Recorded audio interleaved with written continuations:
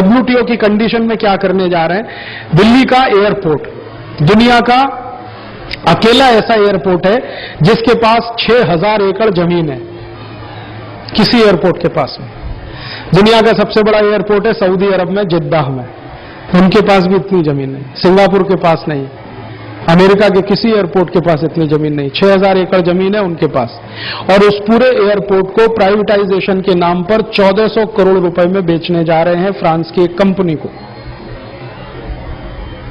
जबकि जिस स्थान पर यह दिल्ली का एयरपोर्ट है वहां 1 एकड़ जमीन की कीमत इस समय 20 करोड़ रुपए है।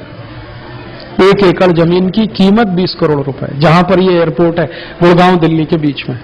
6000 एकड़ जमीन है, कितने का हो गया? 1,20,000 करोड़ की प्रॉपर्टी बेच रहे हैं 1400 करोड़ में। प्राइवेटाइजेशन के नाम पर यह हो रहा है। और इसका माहौल कैसे बनाया है? 2 साल से दिल्ली एयरपोर्ट के खिलाफ कैंपेन किया जा रहा है पूरे देश में, हमारे ही मंत्रियों के द्वारा। यहां के कर्मचारी निकम्मे हैं, ये इनएफिशिएंट है, ये ऐसा है, ये वैसा है, इसमें ये तकलीफ है, वो तकलीफ।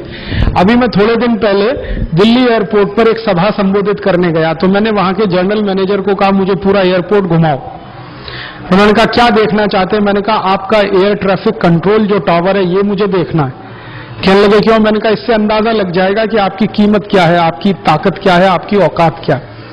मैं ले गया, वो मुझे ले गए देखने के लिए। वो मैंने जो देखा और उन्होंने जो इंस्ट्रूमेंट्स का वर्णन करना शुरू किया और जो उन्होंने टेक्नोलॉजी इस्तेमाल की है, मैं दंग रह गया। दुनिया में इतना बेहतरीन air traffic control tower France में भी नहीं है, जर्मनी में भी नहीं। उस अकेले टावर को अगर बेचे अंतर्राष्ट्रीय बाजार में तो 600 करोड़ मिलता है और 1400 करोड़ में पूरा एयरपोर्ट बेचने जा रहे हैं। अब जनता को मालूम नहीं है दिल्ली एयरपोर्ट की विशेषता यह है, इनके पास 6000 एकड़ जमीन है। कल को समझौता हो जाएगा, अखबार में खबर आएगी दिल्ली एयरपोर्ट फ्रांस की कंपनी ने खरीद लिया। और कर्मचारी बेचारे मुंह बंद करके बैठे हैं, क्योंकि सरकार के खिलाफ बोले कैसे, उनसे पगार पाते हैं, सैलरी पाते। और ये जो प्रॉपर्टी है, मैंने एक दिन उनसे पूछा कि अगर ये 6000 एकड़ जमीन, इसमें इस्तेमाल कितनी हो रही है?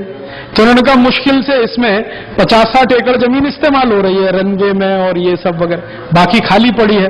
मैंने कहा इसमें खेती करना चालू कर दो तो साल का कम से कम 50-60 करोड़ का तो प्रोडक्शन यहां हो सकता है।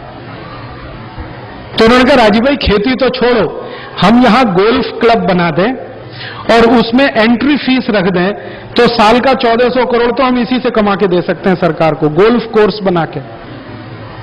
क्योंकि जितनी विदेशी फ्लाइट आती है ना, इंटरनेशनल फ्लाइट रात को अक्सर आती हैं, उनमें कई बार ऐसा होता है कि एक एक दिन वो लोग ठहरते हैं, फिर दूसरी फ्लाइट पकड़ के वो गोल्फ खेलेंगे, फीस लगा दो, साल का 1400-1500 करोड़ उसी से आ सकता है। पूरा एयरपोर्ट इतने में बेच रहे हैं, 1400 करोड़, और बिना किसी बिड के। माने कोई इंटरनेशनल टेंडर इनवाइट नहीं हुआ, कुछ नहीं हुआ, फ्रांस की कंपनी को सामने से बुला लिया। क्यों? समझौता हो गया सरकार का, कुछ लेन देन हुआ होगा उसमें। अब एक दिल्ली एयरपोर्ट बिकेगा, फिर बंबई बिकेगा, फिर सब बिकेगा। ऐसे सरकार की माने बेईमानी और हरामखोरी में देश की संपत्ति बिक रही है प्राइवेटाइजेशन के नाम पर, ग्लोबलाइजेशन। अब जनता इसमें बगावत कर सकती है जब उसको पूरी बात मालूम।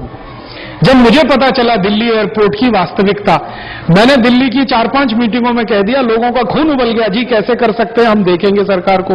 अगर यही बात पूरे देश में प्रचारित हो जाए तो जनता खड़ी हो जाएगी। तो जनता